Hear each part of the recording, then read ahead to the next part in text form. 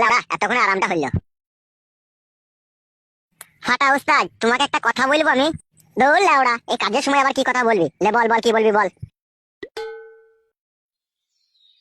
বলছি উস্তাদ, অন্যজনের বউকে তুমি পটিয়ে পাটিয়ে যেভাবে গুঁতো মারো, সেই ট্রিক্স আমাকে একটু শিখিয়ে দাও না উস্তাদ।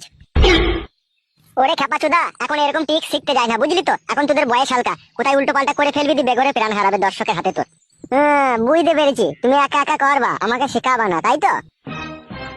কি হইলো উস্তাদ? তুই পেছনে থেকে আমার সামনে আয় তো একবার। কেন উস্তাদ, আমি কি কোনো অন্যায় করলাম না কোনো ভুল কথা বললাম?